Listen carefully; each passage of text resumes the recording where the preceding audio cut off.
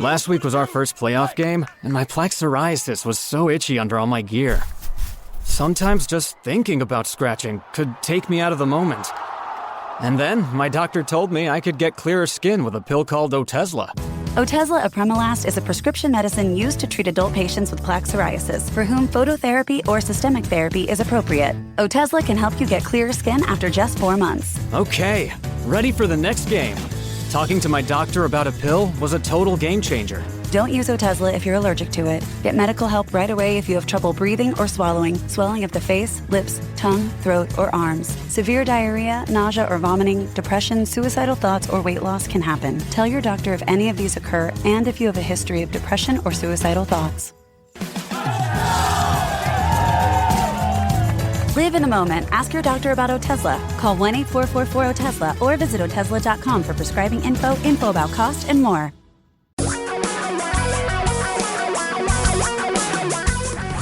Reality radio for a really great future. We're talking real money. Welcome to Talking Real Money. I'm Tom Cock. Don McDonald is on vacation today, and we are here to help you understand your money, do a better job with it, make more of it, keep more of it, keep people from doing bad things to it. And we're live and in studio, and we want to take your calls. So here's the number. 855-935-8255, 855-935-TALK, for those of you who would prefer to have that in the alphabet. I hate that personally. 855-935-8255. So we're here for the next hour. We want to take your calls about anything money related, any issues you have, any way we can help you avoid making bad decisions or any of those tipping points you're trying to figure out the right thing to do. We'll even take calls about cryptocurrencies, even though trading is down 70% and the price is down by more than a half in just a couple of months. And it is my incredible pleasure to welcome to the program today a guy that I've known going back to the late 1980s, a guy that actually we had a show right here on KVI in the early 2000s for, I think, about 10 years. The program was picked by Money Magazine as the best money podcast of 2008. He's an educator. He's an author. He's a podcaster. He's still out helping thousands of people every year. Former business partner. He founded a great firm here in Seattle called Merriman, and that would be Paul Merriman. Thank you for being on the program. It is great to be back, Tom. Thank you very much. I think you just came for the free lunch, but I did. Okay, I'm just testing. That was great. We had an hour break because on the other station they had to run a football game. Yeah, people tune in for football a lot in April. I mean, football's big in April. Okay, it's really not. So, I mean, let's start the program off with a little bit of controversy because, you know, generally I try to help people in our business, especially young people.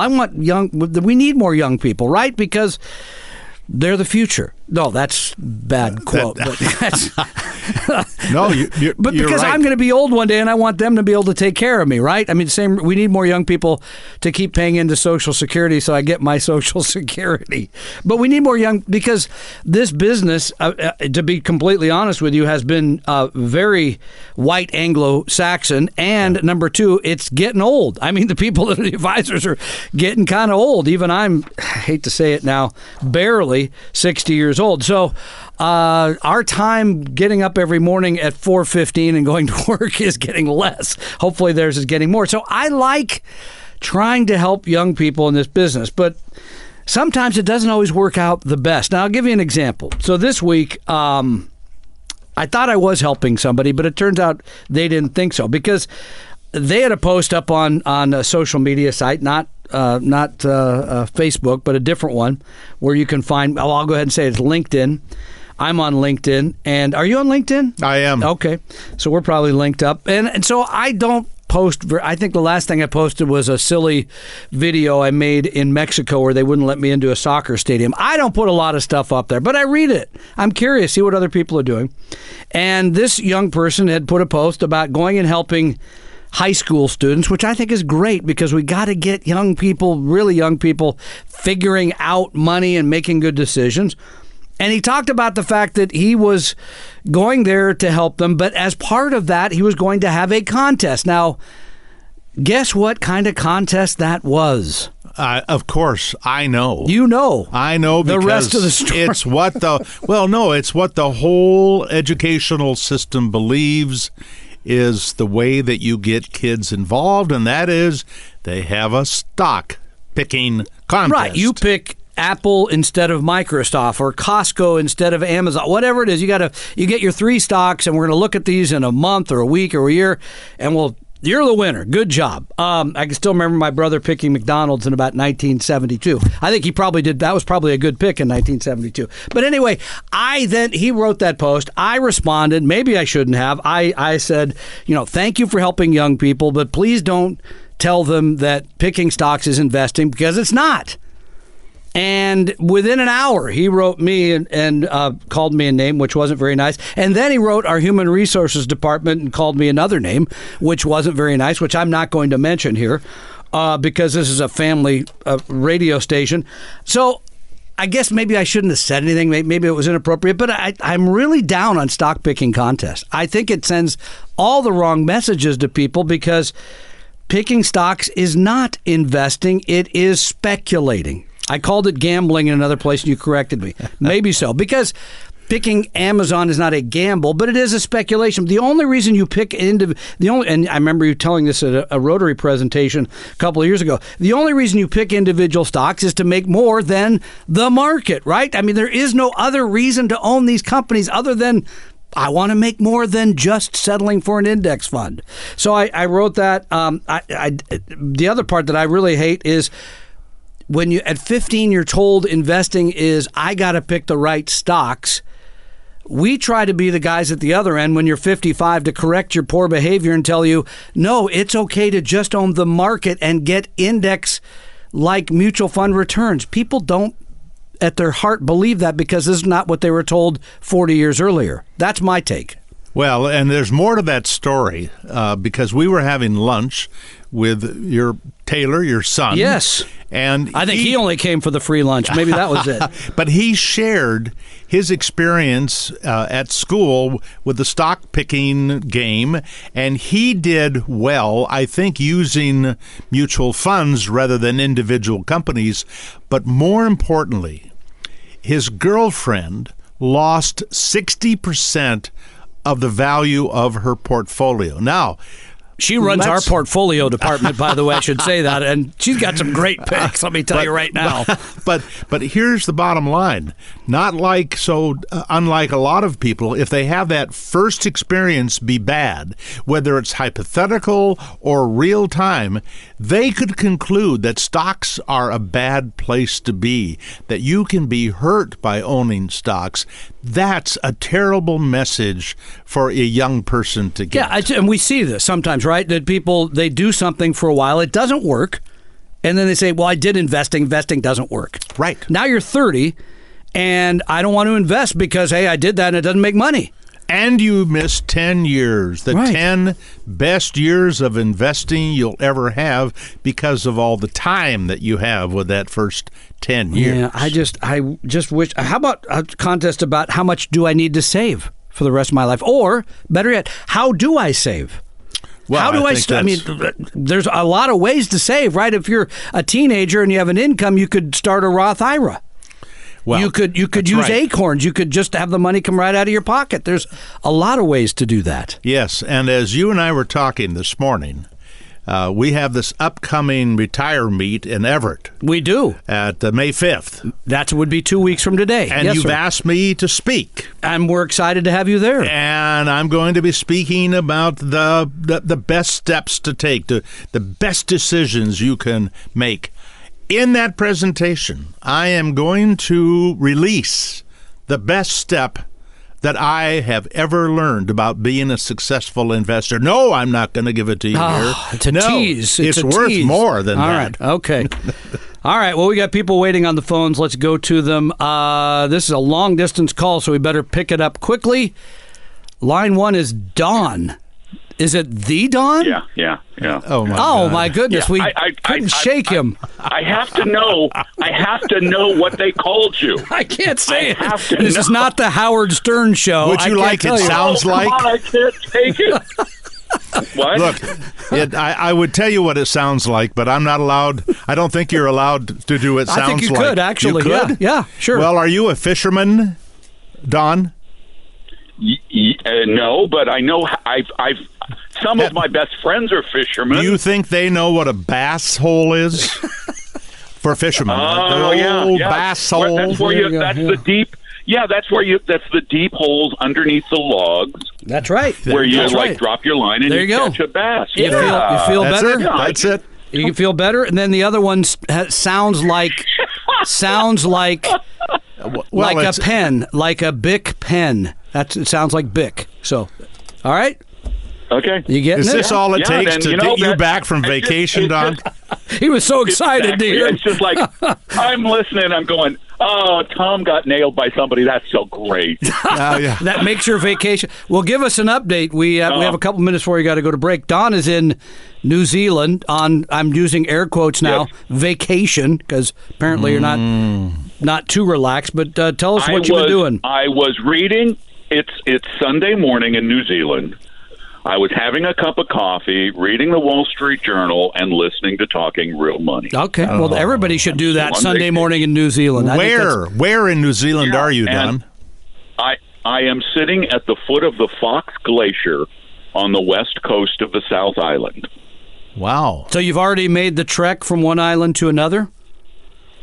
Yes, we're on the South Island now. We're heading, as soon as we leave, as soon as we take our little RV out of the camp here, we're going to head down to Milford Sound. And we just keep kind of wending our way south. Well, we miss you. We do. Mostly because I have to do those reports every morning on Como. But anyway, that's another, Yeah, and this is how you know I'm on vacation. I have no idea what the market did this week. None whatsoever. Well, you'll be glad to know that we made a little money this week. Just a little bit. But it went up and down, and then it ended up down on Friday, but we made a little money for the week. So now you're not in Glenorchy? Are you in Glenorchy? No. Okay. But I know where that is. There's some Glen thing down the way. Yeah. Beautiful area. Yeah, it's over near Queenstown. Yes, south of Queenstown. Where we're heading today. Yeah, great. We're heading down to Queenstown today. So can you trade stocks on today? I mean, can you trade tomorrow and then tell us so on when it's Monday here we can make money? Yeah, you know what's funny is in the hotel I was staying at in Auckland had a view of a ticker across the street on the building. And the only thing that was on that building were I didn't even know they had a New Zealand S&P. And it was the New Zealand S&P 50 along with New Zealand stocks. That's all they showed on the ticker. And I'm thinking, this is one of the smaller economies in the world, and yet it's the only one people think about investing in here. Are you going to go by and see? Interesting to think about. You're going to go by and see Coach Gruden because I think they start practice on Tuesday there in Auckland. Oh yeah, the Auckland Raiders. Yes. Yeah. By the way, Don, except it's a different. It's rugby. All right. Well, we hate to cut you off, but we have to go to a break. Oh, I wanted to talk about New Zealand investors. You drive safely because he's on the wrong side of the road down there, which does make me a little bit nervous. Go to Glenorchy. You'll have a ball. All right, Don. Thank you for calling us. And I'm going. Thanks, take the rest of the afternoon off. We'll be back with your questions and calls 855-935-8255. Tom and Don are talking real money. If you're sick of investing through an insurance agent or a stockbroker and you're in the market for a fee-only advisor who charges truly low fees and uses a scientific approach to building portfolios for your risk tolerance and need, you should check out Vestory. Tom and I started this firm, and it is devoted to educating everyone, total transparency, clarity, low fees, and great service. If you're looking for an advisor, you ought to at least take a look at us at Vestory.com. That's Vestory.com, or give us a call, 800-386-3004. Your guides to a really great financial future. Tom and Don are talking real money. Well, you've heard from Don. Now you get to hear from Tom. 855-935-8255. 855-935-8255. Our special guest this week and next week. And at Retire Meet, Paul Merriman, financial educator. He's started a great business that's been around for Did we say 35 years? Yeah. How many businesses last 30? Almost no business lasts 35 years. The numbers are horrendously Do you small. know how many hedge funds live past 10 years? How many? 5%. Yeah, it's a very small number. So they're still doing great work right down the street here. Merriman is. And Paul has written books. He's got a great podcast. You can see all his free portfolios at paulmerriman.com, among other things. And he's here to answer your questions. So go ahead and give us a ring, 855-935-8255. And that's what Hal has done and now joins us on Talking Real Money. Hi, Hal. Hi. I got a question about fixed annuities, if I may, please. Go ahead. Maybe 8-9 years ago, I bought some fixed annuities for a one-man shop, and he retired, sold his business to a much larger firm, and they are trying to offer me now some fixed annuities, 10 years for up to $1 million, with a 7% premium and earning 7.5%, which to me sounds a bit too good to be true. Is that possible for a larger firm to give that type of return on a fixed annuity? Hal, how old are you? I'm 74. You know, at 70, I am too. Whoa. And I can tell you that you and I, if we go to an insurance company, could get, and is this for your life only or you and your spouse? It's inside my IRA, so it would be out of my money only. Okay. But I'm married, and I don't know what effect that would have, but in any case, she would, of course, if I were to kick the bucket before then, she would get that, of course. Well, that would suggest that. Well, there are a lot of details when it comes to an IRA. But what you need to do, if you are going to put, and you can put annuities inside of an IRA, and yes, the older you get, the bigger the payoff is. And whether it's for both you and your wife or just for you will dictate how much that payoff is. More for you if it's just if it is in fact only for you. But anyway, here's what you need to do if you're going to go forward on this. You need to shop around, and I'm going to give you somebody where you should check to see what they would do, because the name is strange, but it's Stan the Annuity Man. But go on the internet. He has more great educational material than anybody I know on annuities. And is that the website, stantheannuityman.com? Yes. STAN, theannuityman.com. I think I've been to that site before. But Stan says, don't just go to his site, go to Vanguard, because Vanguard has fixed annuities. And sometimes, according to Stan, Vanguard is able to offer people a better payout than he is with the insurance companies that he uses. And he uses some 50 to 60 different companies. I guess the question, too, to me, would be, what part of your portfolio is this? In other words, people sometimes I hear 7%, perks my ears up. I hear 7%, perks my ears up. What part, is this supplying you income then? Or, I mean, tell me more about the reason for holding an annuity. Well, I would expect it to earn income for me, and it would, if I go for the million, it would represent maybe 50%. Okay, I'm not asking you what you would expect. I'm asking you in other words, if you look at my portfolio, I have a certain amount in a globally diversified stocks.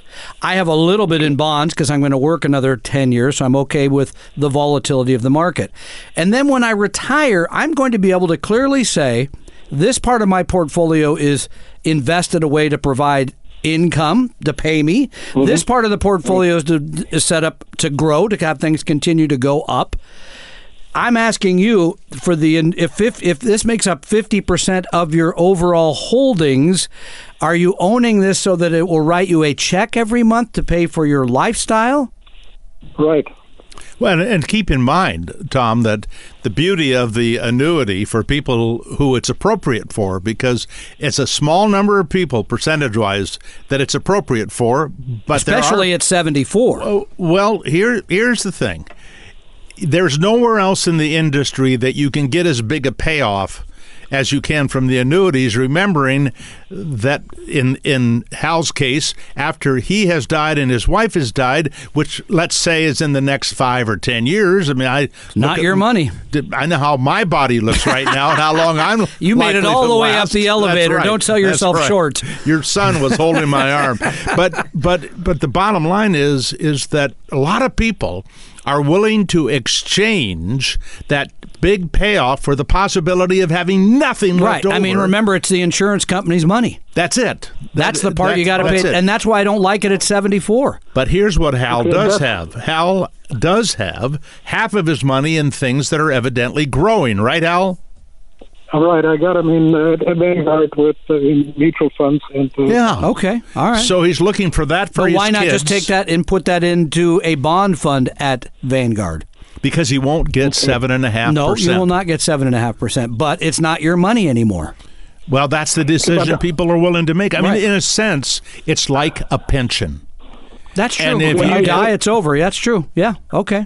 I got a question for you. But I thought that a fixed annuity, actually, that the money grows and that it all is your money, as opposed to an immediate whatever. I don't know. I guess a different type of annuities. Is it a single premium annuity, or is it like a CD annuity?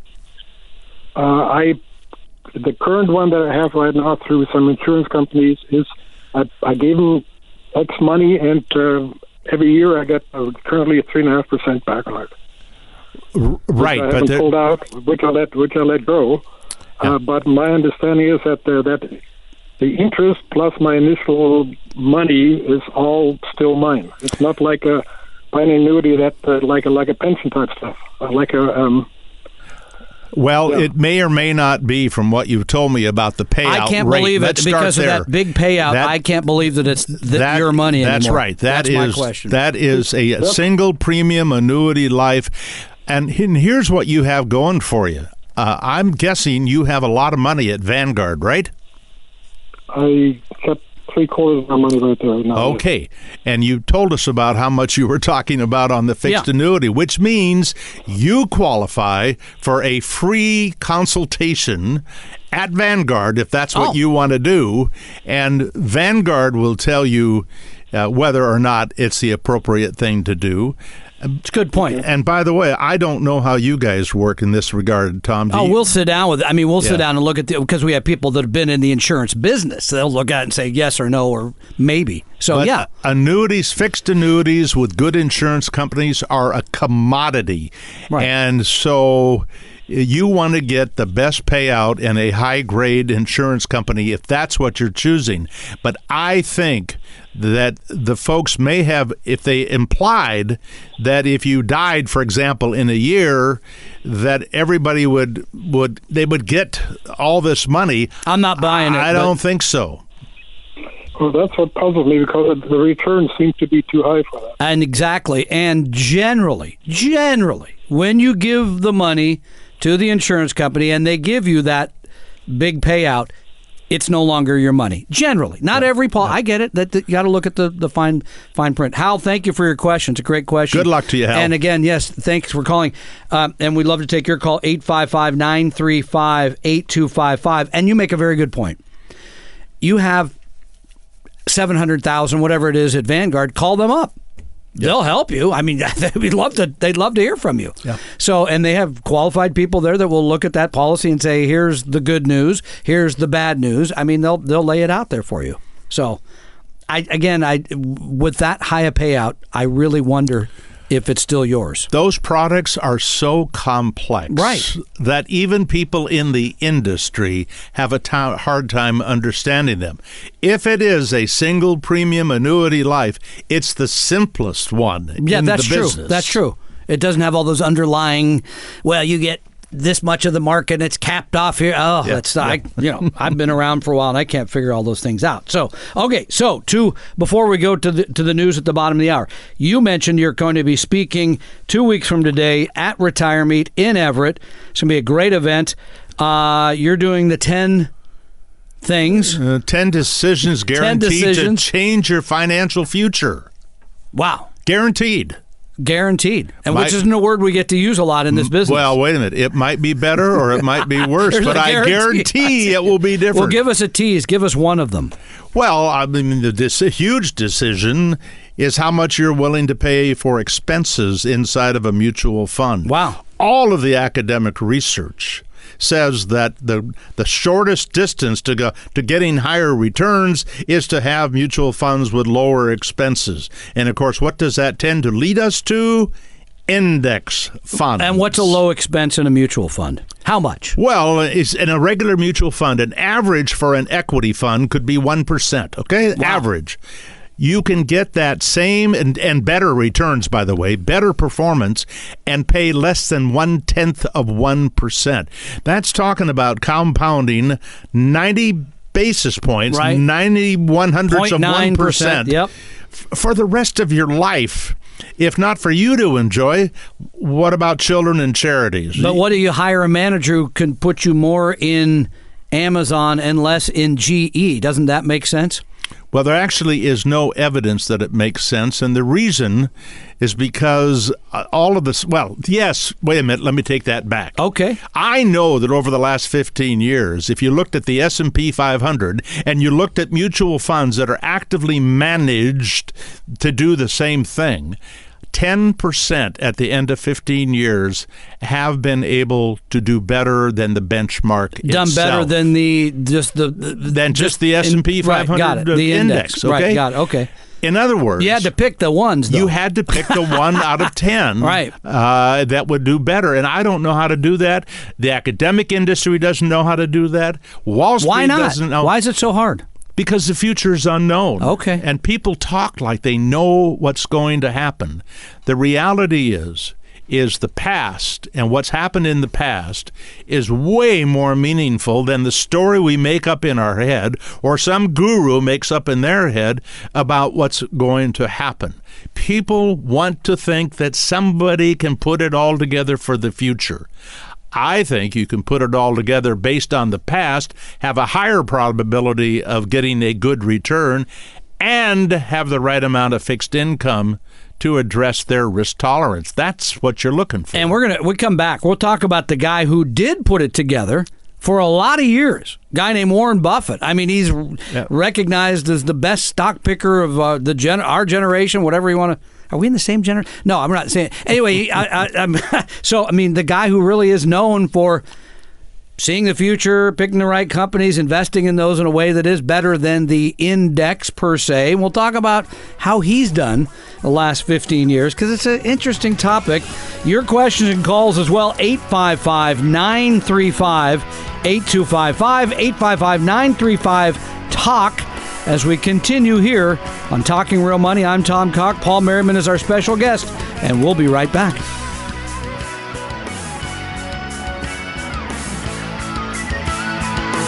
Tom and Don are talking real money. In addition to the Talking Real Money podcast, I also do another podcast that's very popular over at Apple Podcasts. It's called Money 30. Every day I try to educate and inform you about money in a brief 2 to 4 minute podcast. So check them out at Apple Podcasts or all the other podcast services or at money30.com. For your real life and real future, Tom and Don are talking real money. Here we go. Welcome back to Talking Real Money. We encourage you to call and ask questions like Jay did and Carrie and Hal.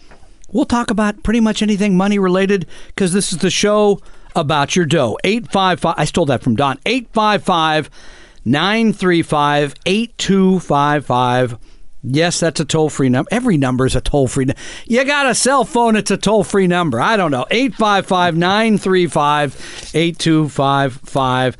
And we were talking about sort of picking stock. So I think I mentioned at the top of the show that I got in a little bit of a brouhaha this week because I admonished someone to not run a stock picking game in a high school because I think it's a bad way to get people started with investing. And most people, by the way, I think if you survey the public, most people think that's investing, that you got to decide put the money in Amazon and don't put the money in Microsoft, that's how winners and losers are made. And it's not. But the guy who's known for doing that for a long time is a fellow that runs a company called Berkshire Hathaway. I think he's been doing that since like 1970, 68 or 67, I think. And I mean, he has picked stocks. He's not just picked them; he runs them. I mean, he has a certain advantage that you and we might pick the right stock, but we don't get to come in and tell the board of directors do this and this and this. It's a little different, but he's done it very well. Interestingly enough, Warren Buffett has told his wife that when he passes on, just put the money I leave you, which might be substantial, in an index fund, although I think he's giving most of it away to the Gates Foundation. But how has he done the last 15 years? Now, he owns, if you had to say the type of stocks that he buys, they're big companies generally.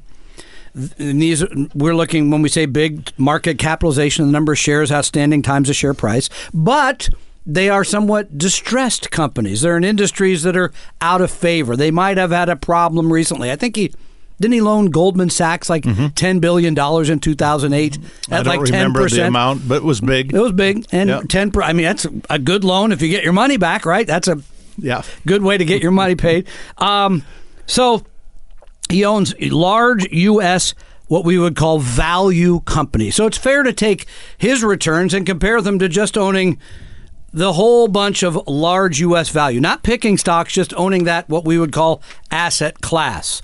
And how has that turned out?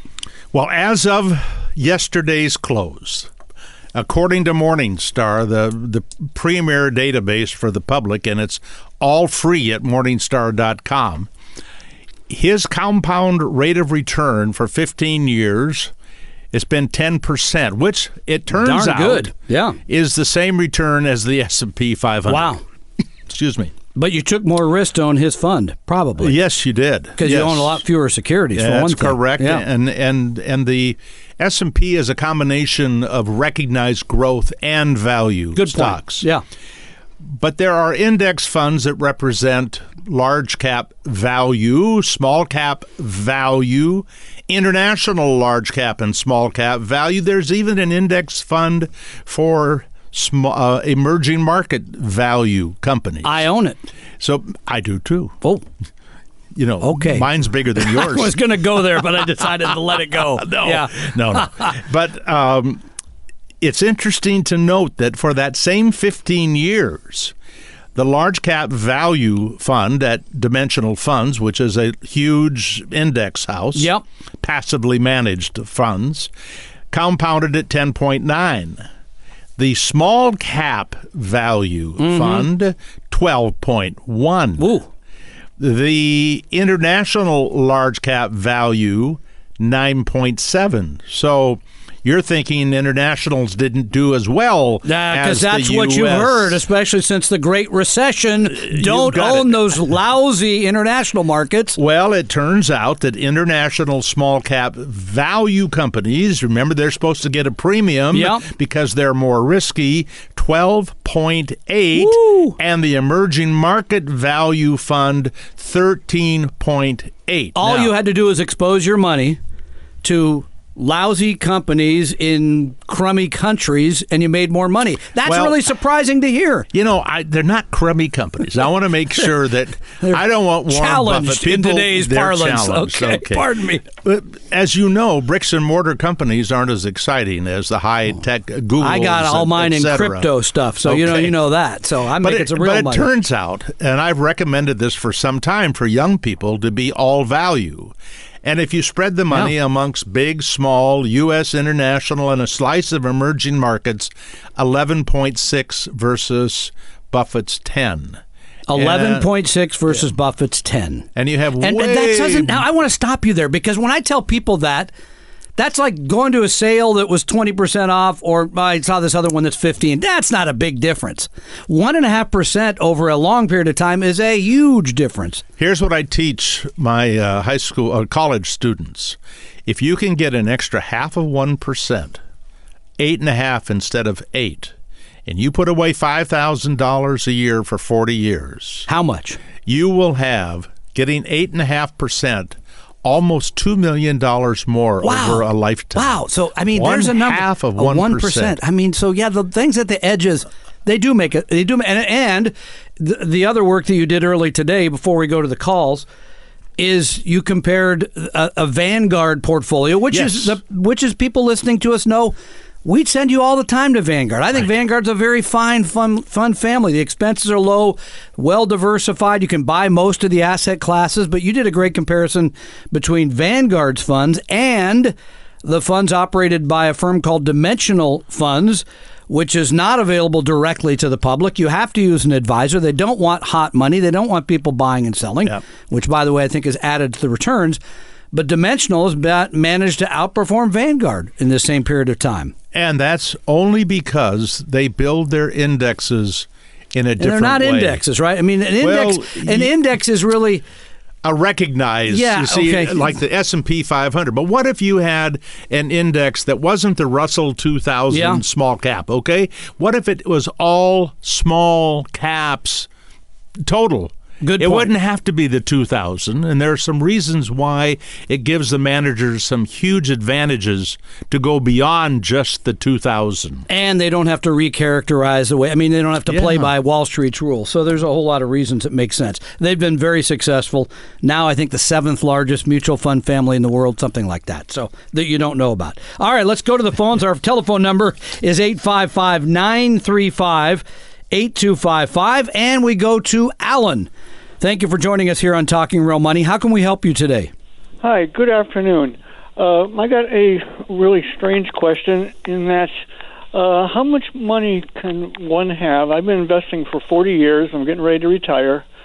And where they can say, hey, I'm done. I can put my money in CDs, live off the interest, and don't worry about growth, don't worry about inflation, don't worry about the market, and just have one hell of a good time. Well, you're asking us how much you need to do that? Yeah. What would you say? How many millions would one? Well, it depends how much. What do you spend? Yeah. Less than $100,000 a year. And how much is Social Security? 30. So you need to finance $70,000 a year. I have some tables. I just did an article at paulmerriman.com about fixed distributions. And if you looked at those tables, and of course, how many more years do you expect to live, Alan? 20, 25. Okay. I think you'll like these tables because it looks at the implications of having all of your money in bonds, intermediate term governments, very low risk, then 10% equity, 20% equity, all the way up to 100% equity with the S&P 500. And it shows taking out 3% a year, 4% a year, 5 and 6. I think if you read that article and look at those tables, that will give you a lot of great information. And I'm guessing that Tom has done the number. Just kind of, I mean, if you needed 80,000, people tell me 70,000. I'm going to say 80 just because I know human nature. But if you had 80,000 and it needed 80,000 and you had a portfolio of 1.8 million and had no growth, you could take that out for a very long period of time. I'd have to run it again to see if you could take it out for 25 years. That'd be 20 real quickly. 80,000 to 1 million is like 20 years. There you go, with no growth. But I think if you look at my tables, that even with adding 10 to 20% in equities makes a huge difference over a long period of time.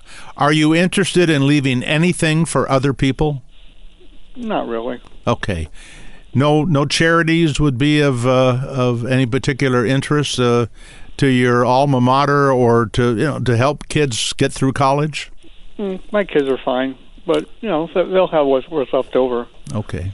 I think your strat. In other words, another thing that Warren Buffett wrote recently that I really liked is why take risk with money you may need to make money you do not need. You're saying I don't need it. I just want to live off it, then go ahead. If you go to paulmerriman.com and you look at the Vanguard... Where does he click on? Look under mutual funds, and you can look at my Vanguard recommendations for monthly income. Yeah, there you go. Yeah. And a particular approach to buying fixed income Would that funds. be better than like laddering CDs? It would be simpler. Okay. That's one true. financial advisor who told me said basically you won the financial game. I use that expression from time to time with people as well. Sure. Yeah, you won. You don't have to play anymore. I agree. It's over. Just have a good time and don't worry about a thing. There you go. But that doesn't mean you want to invest in a mutual fund with high expenses, does it? No, it just says CD. He just says CD ladders. Okay. Well, I mean, Keep it simple, no risk, no loss of principal, and have a good time. You should be fine. As you probably know, there's a huge difference from one bank to another in CDs. So even shopping CDs can pay a big premium over time if you take the time to do it. Yeah, what about going with brokerage houses and their CDs? I think kind of like Fidelity, Vanguard, all of them. Yeah, I think that's fine. Yeah. Yes. It's all in one place, and you don't have to worry about anything. Make it as simple as you can possibly do it. Okay. Alan, good luck enjoy to your you. show. Congratulations. And enjoy your money. Yep. Thank you for everything for Tom and Don, wherever he is right now. We'd like to know if you see him, please have him call us. He's in New Zealand. Okay. Yeah, he's in New Zealand. Yeah, he's having a good. Well, you know what? It's the first vacation of any type he's taken since Jimmy Carter roamed the halls of the White House. So it's been a long time. I'm serious. The guy has worked all the time, so he deserves it. Thank you very much for your call. And by the way, I'm looking at your portfolio. We'll talk about this. Your Vanguard monthly income portfolio.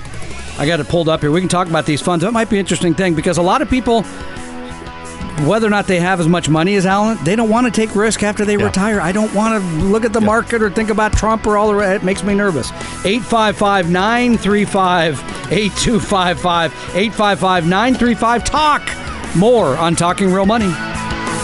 Tom and Don are talking real money. We mention 855-935-TALK, 855-935-8255 throughout the podcast. But you need to know that you can call that number 24 hours a day, 7 days a week. Leave your question, and those will be answered in special Talking Real Money podcasts that will appear on this particular site in the future. So give us a call, 855-935-TALK, 855-935-8255. Your guides to a really great financial future. Tom and Don are talking real money. As you just heard, Don is zooming around New Zealand. Well, actually, he's sitting out having his Sunday morning coffee, reading the Wall Street Journal, and listening to Talking Real Money. How cliche. I mean, come on, really? Shouldn't he be chasing a kangaroo or doing something a little more local? I don't know. This is New Zealand. Okay. They don't have kangaroos there? I don't know it well enough, so okay. We'd love to help you. 855-935-8255. I'm Tom Cock.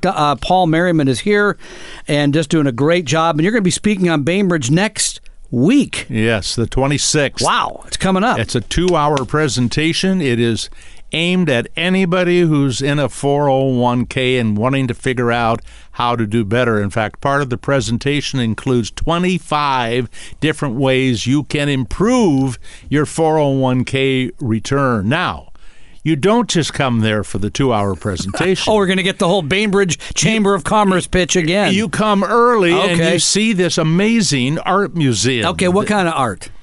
It's Pacific Northwest. It's all Pacific Northwest. Okay, all right. And it is the people in the community have, I think, created an absolute gem, and it's free. It's free. Okay, so that's there. You go then downtown. You have dinner before, maybe you have it after, but if you want to get home, get to bed early, you catch an 8:20 ferry. That sounds late to me. It's a 5-minute walk from the ferry to the art museum. Oh, okay. And where is your presentation being held? In the art museum. Ah, I see. Okay, hence the art. Okay, now I'm getting the connection. All right.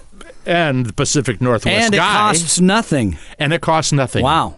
Okay. And you go to paulmerriman.com to sign. You had to sign up? Yes. You should. Okay. It is sponsored by the Bainbridge Community Foundation. And can I make a suggestion? Yes. If you drive your boat onto the ferry and you get to Bainbridge, please drive your car off of the ferry. Ah, yes. Because we just heard a story about how this is serious. Yeah. In the last 2 years, 35 people have left their cars. So then the ferry system says, well, did they commit suicide? I mean, they freak out. They don't know what to do. Well, My a lot car, of they would just push it off, especially if I was in it. But other people, they might not. You do not know how much those people had to drink before and that was a smart thing to leave the car on the ferry. Seems strange. Okay, so Thursday night. Yep. How to invest your 401k. Yep. Over there. And IRA. Okay. All right. Now, we were just talking to Alan, pardon me. Alan was asking about, sort of of using, for example, you could take your money. I won the game.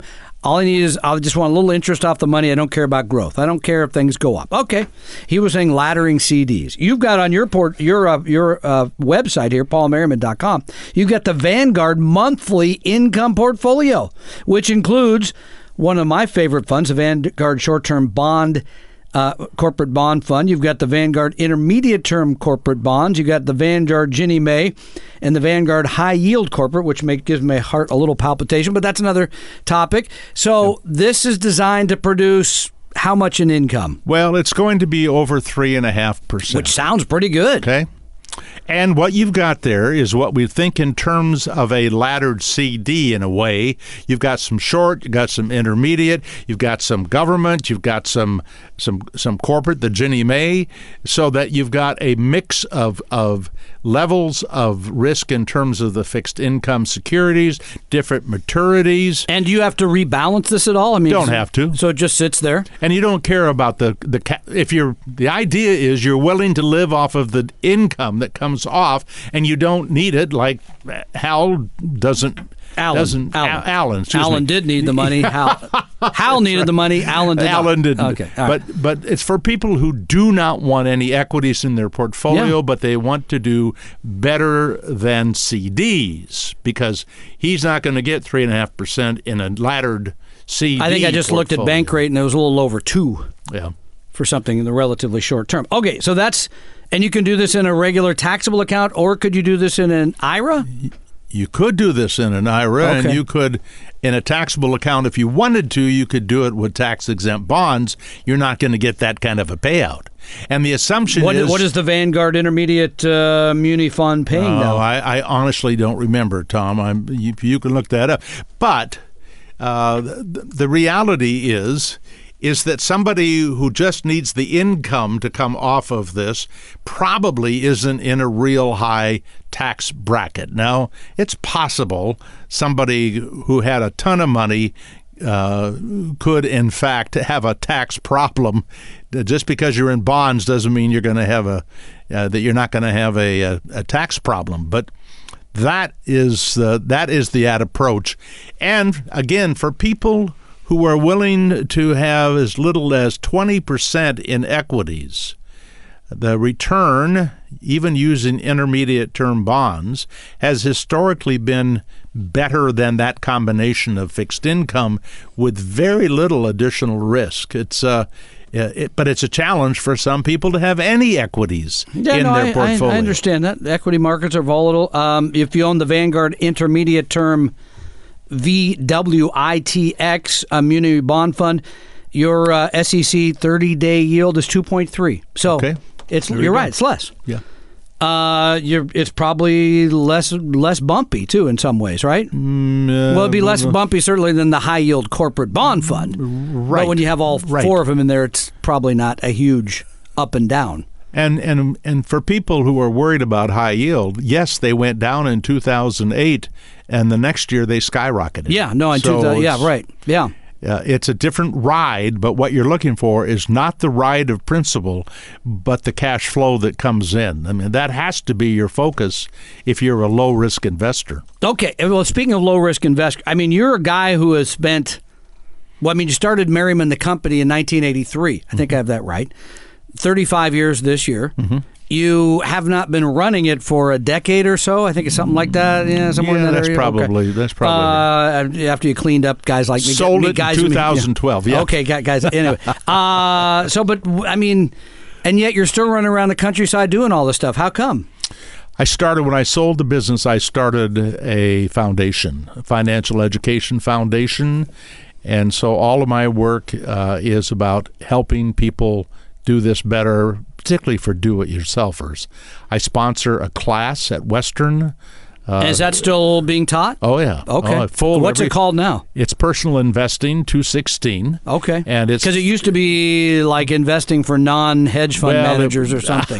No, I mean, it was something like that. It was something like, it's for non-finance majors. Okay, pardon me. But it turned out that finance majors want to take it too. Oh, okay. But we're now talking to Western, and I am working on a project where there's going to be a financial education center for all students at Western. And do they still have your statue up in Red Square right there next to Stalin and I forget the other guy? Anyways. No statue. But okay. I am going to support this center because why isn't this stopping you. Why isn't this course, why don't you take it and get it taught in 30 universities? I mean, I'll give you an example, all right? The young guy sitting right across over here, my son, smart guy, business major at Northwest University, right? And he came home one day, he was taking I forget whatever class, and gave me the what they were being taught in terms of investing, and it had things like derivatives, had all, and I was like, okay, most of these people are going into the clergy or teachers. They are not going to be hedge fund managers. No offense. Yeah. I think what you're doing for that's what people should be taught, right? I mean, how to save, how to invest. It's simple.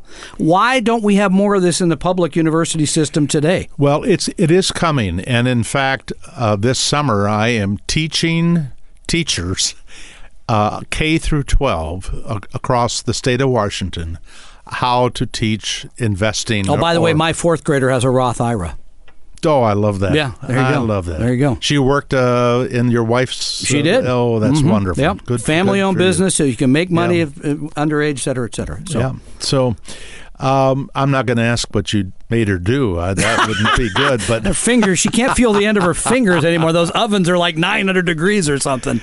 I told her not to scrub them till they cool down, but she didn't listen. So. But this state is making an effort to educate K through 12. And I'm working on the project as hard as I can.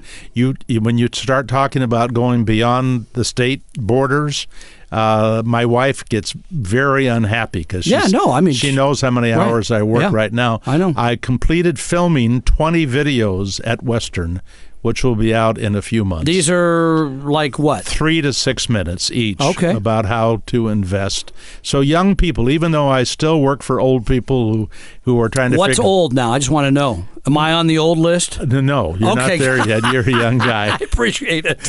You're on the cusp. I know, right there, yeah. But financial education, the payoff is huge to people, and there's never been... No, it's not just huge to people. It's huge to us as a society because the more people we can help get this right, the better off we all are. I hate to say it. It sounds socialistic in some way, but in some ways it is, because if we get people saving and investing from age 20, guess how great the world looks to a lot more of us at age 60. A lot. I agree. And if we get them educated by age 20, think how less likely they are to do business with somebody who's got a big fat commission at that end of that sale. It's like the person who came in our office the other day and said, "Where's the mahogany?" Yeah. I seen it. We don't have it here, but, where's your car? You drive a Honda? Are you kidding me? No. So, that's good. No, I mean, that's good. Okay, so you're doing this course, going to help more young people, like really young people. Mm-hmm. And what are you going to tell the teachers? I'm going to teach them the best I know how to teach young people about investing. In fact, in May, I have a workshop on Bainbridge. You can come for dinner.